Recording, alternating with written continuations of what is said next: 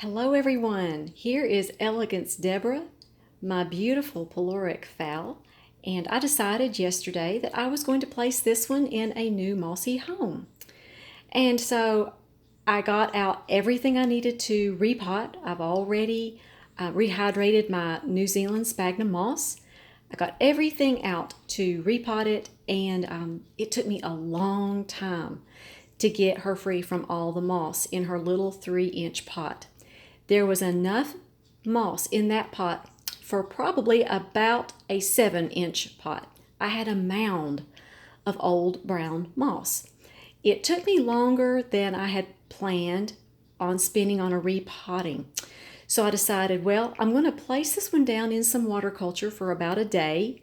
I need to check the roots just to make sure of what I have, because yesterday I was just in a mossy mess and I was trying to trim roots and time was going by quickly, and I thought, okay, let's just put a pause button on this one.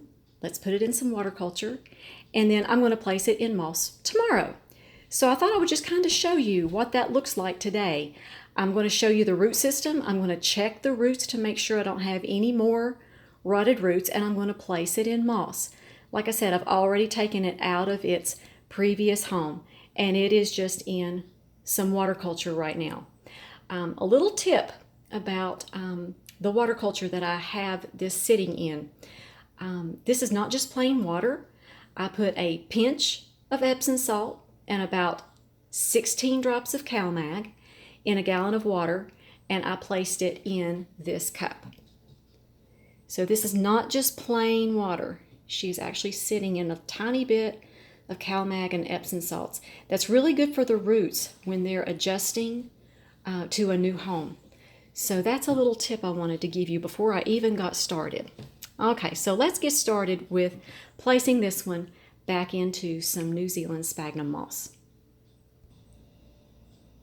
Okay, so I'm all set to go. I have my scissors sterilized. I have a really nice 5-inch orchid pot with holes on the bottom, plenty of drainage.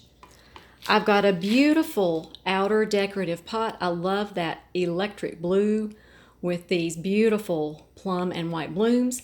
And I have my New Zealand sphagnum moss. I need to go and get some packing peanuts. Okay, so let me do that. And I've got my gloves. So I'll be right back. Okay, now I have my non-dissolvable packing peanuts in the bottom of the pot, and I am ready to inspect these roots now and just see what we have. Okay, so here we go. Let's see what these roots look like today. Now, as you see, there's a lot of moss stuck on these roots, and that makes this one definitely not a candidate for water culture. I need to place this one back in moss, because what will happen is if I don't get all of the moss off of these roots, the moss will start growing. And when the moss grows in the water culture, it will just set up a lot of mold. So definitely need to place this one back in some moss. Okay, so the root system looks pretty good. The only one I'm wondering about, this one, actually, no, this one's good. This is actually a good root. I'm glad to know that. Okay. So what I'm doing is I'm just giving the roots just a slight squeeze, like right here. You see, that's squishy. Ooh, up to right here. You can kind of feel where the root is squishy and then it becomes firm. Okay, so I'm going to trim it off until I get healthy green in there. That's still not, it's still squishy on the end. Okay, so this part you're going to take your time on, and like I said, I've already spent about an hour on this root system yesterday. I like to take my time, and I like to do a really good clean repotting with healthy roots. This is surprising me because this is really not a good root. I see why. All of this is just squishy, and I can just tear it off. Okay. The rest of that feels good. Okay. So if it's white, if it's a white root and it's not squishy, leave it on the plant. If it's a yellowish root like this is still good. If it's not squishy, then it's still fine. You want to leave that on there. Because as you see, some of these roots are dark green, some of them are lighter in color. Just because they're light in color doesn't mean there's anything wrong with them. They're still good roots. Okay, so here's what my root system looks like, and I want to make sure that I find a pot that these roots are all going to fit down into easily. A lot of you have asked me, do you ever trim roots so that they'll fit in a pot? No, I don't. I let my roots grow as long as they want to grow, and I just keep buying pots that are big enough for them to grow plenty of room, like give them about a year or two at least growth room in a new pot. Okay, do you see how I have stuck this inside the middle? That's going to save me some time in my repotting so I don't have to squish everything into the middle of that root system. I want to give the root system a lot of support in here. Okay. Now, this is going to be a good sized pot for this one. Because as you see, it fits down in there pretty well. Okay. Kind of try to center it as much as I can. Sometimes that works, sometimes it doesn't, but I try to center it as best I can. And I rehydrated this moss yesterday, so it's really easy to work with. I love New Zealand sphagnum moss. It's just awesome. And it lasts a good long time. So that the next time I repot this, all I'm going to need to do is just buy a new pot, a new bigger pot, and add to the moss. Now you can't do that with regular brown basket moss. You have to get Orchid grade New Zealand sphagnum moss.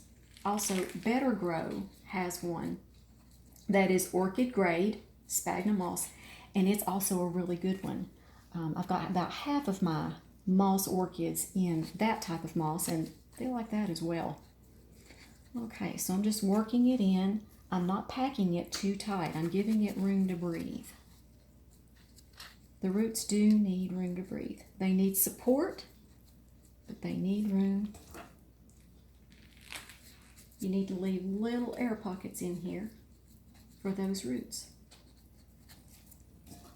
And that same Epsom salt CalMag mixture I was telling you about in the earlier part of the video, I also rehydrate my moss in that. So this has got a little bit of CalMag, a little bit of Epsom salts in the moss that I've rehydrated it with. I've had really good results with that. That's about 70 parts per million that I'm using to hydrate this moss of Epsom salts and CalMag. They love it, and it prevents transplant shock. So I highly recommend that as well. Okay, it looks like I hydrated just about the right amount of this. That's great.